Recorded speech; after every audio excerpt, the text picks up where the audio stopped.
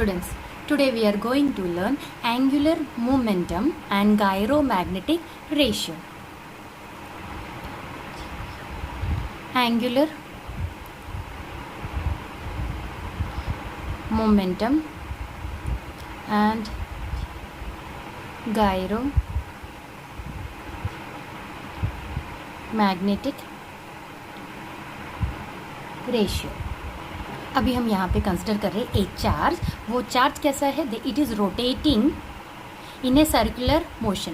ये कैसा हो रहा है? ये रोटेट कर रहा है सर्कुलर मोशन में. तो चार्ज को हम क्यू से मैं डिनोट कर रही हूँ. क्यू जनरल हम यूज़ कर रहे हैं. It is rotating with a circular path और उसका जो रेडियस रहेगा आर रहेगा with uniform angular velocity omega से ये मूव कर रहा है. Uniform angular velocity omega and it takes time capital T to, ये पूरा यहाँ से घूम के यहाँ तक पहुँचने के लिए it takes capital T time, यानी periodic time is denoted by capital T. So we will write everything. Consider a charge Q rotating in a circular path R with a uniform angular velocity omega. Angular velocity क्यों हुआ? क्योंकि ये कैसा हो रहा है? घूम रहा है, यानी यहाँ पे एंगल्स बन रहे हैं. तो जब एंगल्स बनता है तो हमें एंगुलर वेलोसिटी को कंसिडर करना है. So it is denoted by omega. इसका लीनियर स्पीड भी लिख सकते हैं और लीनियर स्पीड, अगर ये सीधा गया होता तो लीनियर स्पीड से डिनोट किया होता. Since it is moving in a circle, circular form में घूम रहा है, तो यहाँ हम एंगुलर वेलोसिटी को कंसिडर करेंगे. The charge takes time capital T to complete one rotation या फिर राउंड. पूरा घूमने के यहाँ से घूम के यहाँ तक जब पहुँचेगा then it will be T. This is periodic time T. अब चार्ज घूम रहा है, यानी फिर करंट बन रही है. So the current produced due to motion of charge. अब current produce due to motion of the charge, current को हम डिनोट कर रहे हैं कैपिटल आई से. I is equal to charge divided by time. Charge मैंने यहाँ पे क्यू कंसिडर किया था और टाइम यहाँ पे आएगा capital T. But we know that capital T is equal to 2 by omega. ये भी हमें इक्वेशन पता है. Capital T periodic time is equal to 2 by angular velocity omega. And omega क्या है? v बाई आर है. Linear velocity divided by R है. तो इसे हम यहाँ सब्स्टिट्यूट करेंगे तो मुझे मिलेगा t is equal to 2 pi upon v upon R is equal to 2 pi R upon v. Equation number 2. Substitute करो t की value in equation 1. Substituting 2 in 1, I is equal to q upon 2 pi r upon v is equal to qv divided by 2 pi r. अब कोई rotating charge है या revolving charge है, जो मैंने बताया कि it is rotating in a circular circle में, सर्कुलर पाथ में, तो ये बिहेव करता है current loop of area equal to, अब उसकी जो एरिया रहेगा equal to area of the orbit of the charge. Area of ये इतना जितना ऑर्बिट पे लेगा वो एरिया के बराबर रहेगा। अब इस करंट लूप को हम कैसे ट्रीट कर सकते हैं? Magnetic dipole of magnetic movement के तरह, magnetic dipole of magnetic movement, and वो किसके बराबर रहेगा? Current loop into effective area of the loop, current loop into effective area of the loop. तो लिखो अ रोटेटिंग और revolving charge behaves like a current loop। ठीक है, कौन बिहेव कर रहा है करंट लूप के समान? रोटेटिंग और रिवॉल्विंग चार्ज। अब current loop of area equal to the area of the orbit of charge के बराबर, equal to the area of the orbit of the charge. This current loop can be treated as, इस current loop को हम कैसे treat करेंगे? As magnetic dipole of magnetic movement, magnetic dipole of magnetic movement. अब ये किसके बराबर रहेगा? इक्वल टू प्रोडक्ट ऑफ, किसके बराबर? Current in loop. ठीक है, product of current in the loop, loop में जितना करंट है into effective area of the loop। तो इसे हम लिख सकते हैं that is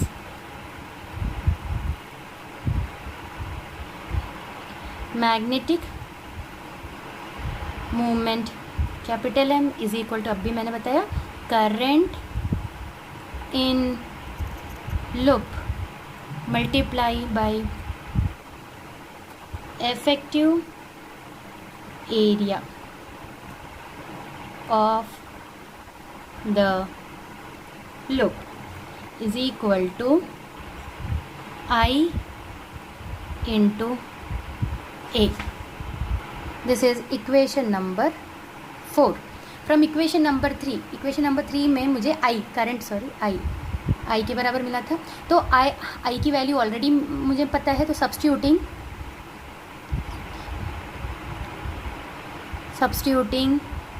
3 in 4 m is equal to qv upon 2 pi r into, अभी एरिया रहेगा पाई आर स्क्वायर। अब यहाँ से कैंसिल हुआ, आर कैंसिल हो गया, ऊपर आर बच रहा है, पाई कैंसिल हो गया, so we will obtain m is equal to q v R upon 2। Equation number 5। हमने हमारे डायग्राम में हमने बोला कि चार्ज ऐसे घूम रहा है, यानी it is moving in A anti clockwise direction.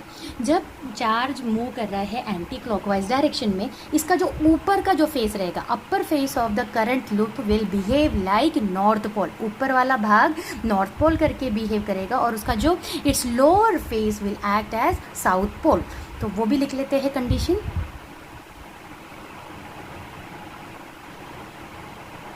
Since the direction of motion of charge q is anti-clockwise direction में है, upper face of current loop will behave like north pole and its lower face as south pole. The direction of magnetic movement m bar. अब direction of magnetic movement m बार कैसा रहेगा? m bar will be outward along the axis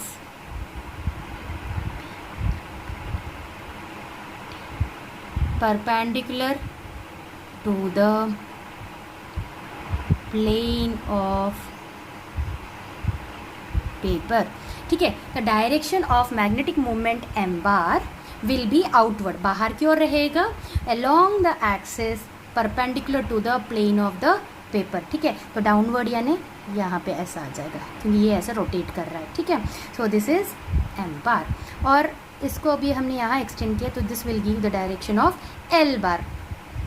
देखो ये direction of M है यानी magnetic movement in will be in the outward along the axis perpendicular to the plane of the paper और ये direction of L bar. अब if the mass of the charge particle is, अगर इस charge particle का यहाँ जो move हो रहा है इस चार्ज पार्टिकल का मास जो है वो एम है, देन एल यानी मोमेंटम, एंगुलर मोमेंटम और about the axis of rotation हम कैसे लिख सकते हैं?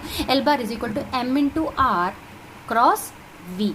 सो we will write that if mass of charged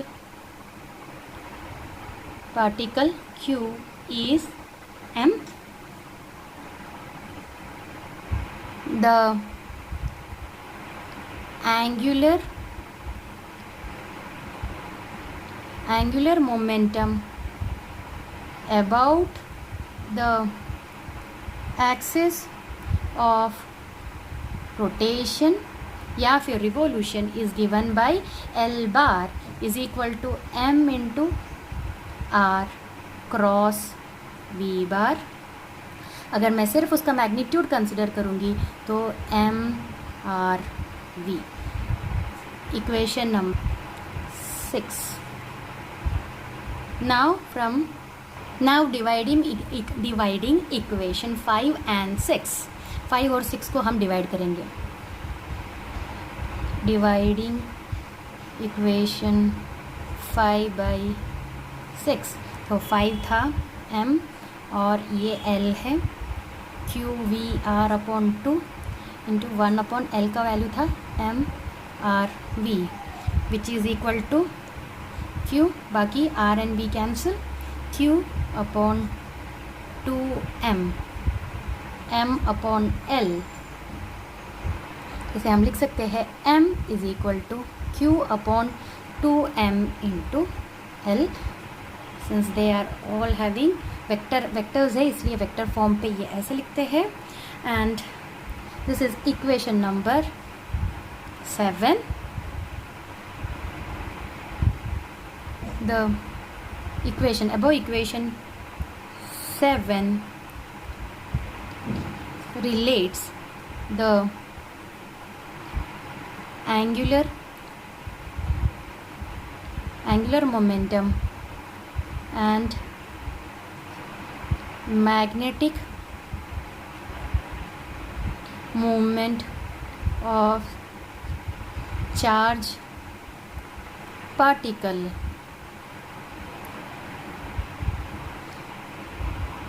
अभी एक बहुत बड़ा important cheese for positive charge अगर पार्टिकल, मैंने अभी जनरल बोला था क्यू, इसमें मैंने ये नहीं बताया कि this is a positive charge particle और a negative charge particle.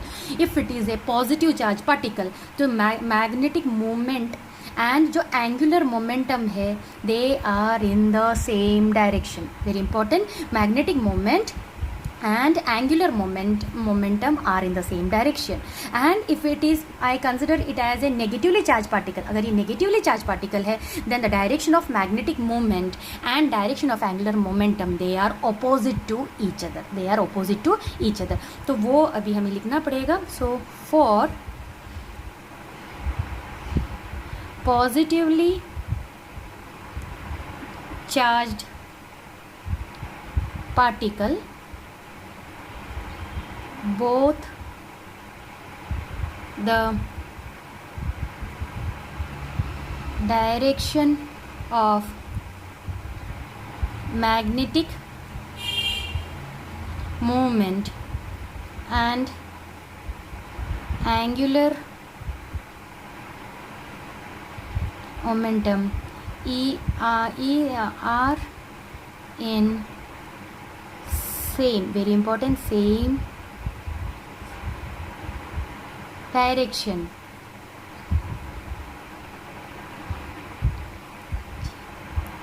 Whereas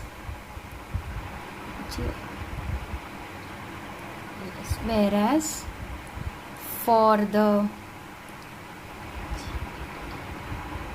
negatively charged particle, direction of magnetic movement is opposite to the direction of angular momentum. Very important, यहाँ ऑपोजिट, यहाँ नेगेटिव है. अगर दोनों पॉजिटिव रहेगा तो same direction में रहेगा, और नेगेटिव रहा तो दोनों ऑपोजिट डायरेक्शन में रहेगा. अब यहाँ पे एक हमने क्वांटिटी यूज़ किया है Q/2m, जो हमें मिला है. इस रेशियो को गायरो मैग्नेटिक रेशियो बोलते हैं. So the quantity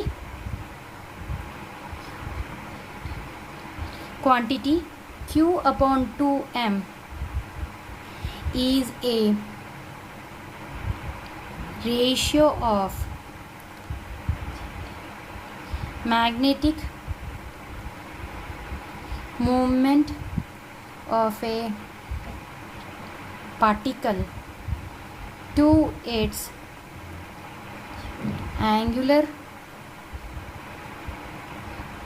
momentum is called the